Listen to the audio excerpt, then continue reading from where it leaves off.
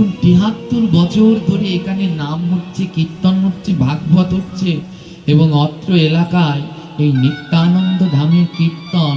হ্যাঁ, এই বছর এক বিশাল, আমি অন্য জায়গায় বসে শুনেছি, আমের শরবত।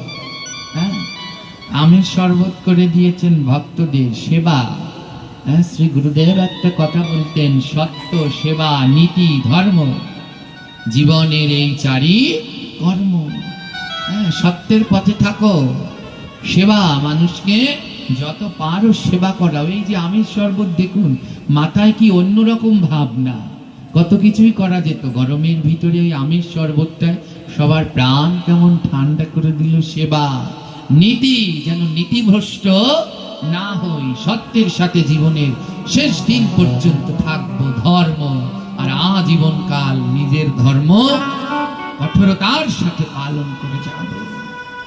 দেখুন, তাই বলল ইয়ে অমর গ্রন্থ, ভাগবত হলো অমর। 18টা পুরাণ আছে, 18 পুরাণের ভিতরে ভাগবত একটিও। মা, অন্য অন্য পুরাণগুলো পাঠ হয়, কেউ বলে ব্রহ্মবৈবর্ত পুরাণ পাঠ হবে, ওখানে যেও। কেউ বলে ওখানে নারদীয় পুরাণ পাঠ হবে, যেও। কি বলে? ওখানে ভাগবত পাঠ হবে। তাই অমর, এর কোনো ক্ষয় নেই। মুক্তিপন্থে জীবকে মুক্তির উপায় দিচ্ছে। কত জীব ভাগবত শুনে উদ্ধার হচ্ছেন, ভক্তিপথে চলে আসছেন। এ পঞ্চম বেদ নিরালা। পরের লাইনে বললেন, এ পঞ্চম